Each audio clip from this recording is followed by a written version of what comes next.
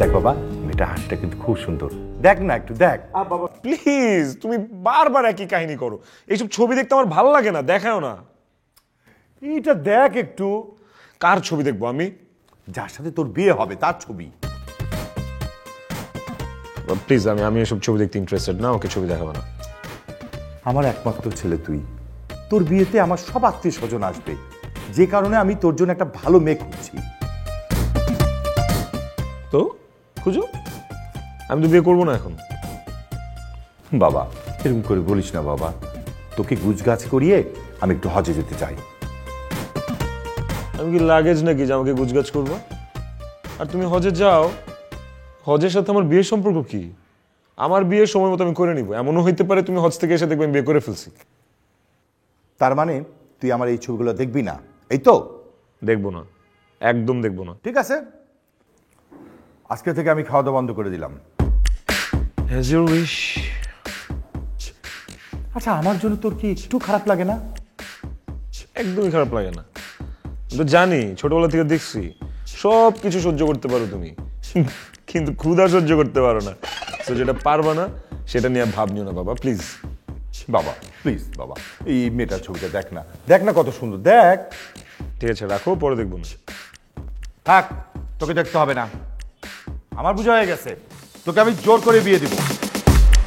জোর করে বিয়ে দিবে? খেয়ে নিও, ঔষধ খাইতে হবে এখন। নাও, এটা তোমার জন্য। কি এটা? নাও, হাতে নাও, আগে দেখো। তুমি বলো, বলতে পারো না? না, আমি বলতে পারি না। আচ্ছা, তুমি আমাকে একটা কথা বলো তো, একটা মেয়ে তোমাকে সব সময় কল দিবে, টেক্সট করবে, আর উইদাউট রিজনে তুমি তাকে অ্যাভয়েড করবা? এটা কিন্তু ঠিক না। কি হয়েছে আমাকে বলো। জানি না। জানো না মানে? কেন জানো না? দেখো, তুমি রোজ রোজ আমার জন্য গিফট নিয়ে আসবা, সেই গিফট আমি হাসি মুখে অ্যাকসেপ্ট করবো, তোমাকে বাবু বাবু বলে ডাকবো, খাইছো ঘুমাইছো কিনা, পড়তেছো কিনা এইসব খোঁজ খবর নিবো, তুমি অনেক সুইট, অনেক মিষ্টি, এসব প্রশংসা করবো। এগুলো আমাদের দিয়ে হবে না, ঠিক আছে? আর আমার মুডটা আজকে খুবই খারাপ, আমি কখন কি বলতে কি বলি জানি না। প্লিজ এই গিফট লাগবে না, তুমি নিয়ে একটু যাও, ভালো লাগতেছে না আমার। ঠিক আছে, বইলো না।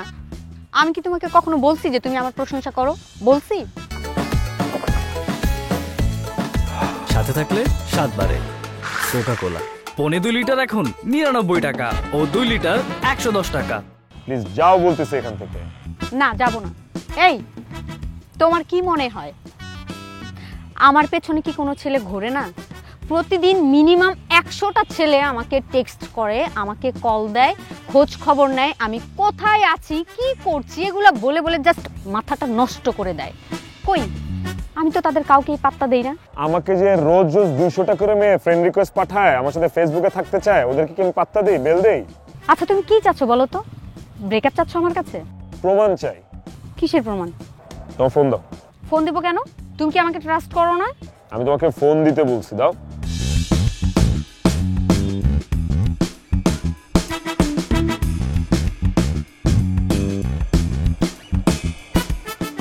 পাসওয়ার্ড কি? 5566। 5566।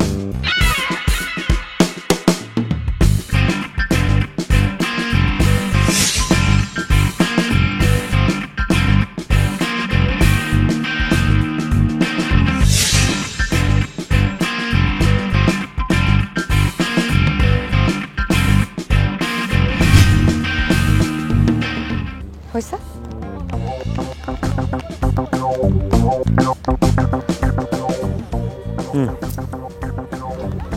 শেষ? শেষ। কি করলে? কি করলাম?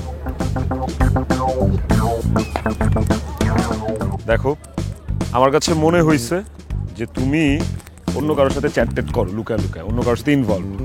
আমি চেক করছি, সিম্পল। বাট আমি ওইরকম কিছু পাই নাই, তার মানে আমি রং। I am sorry.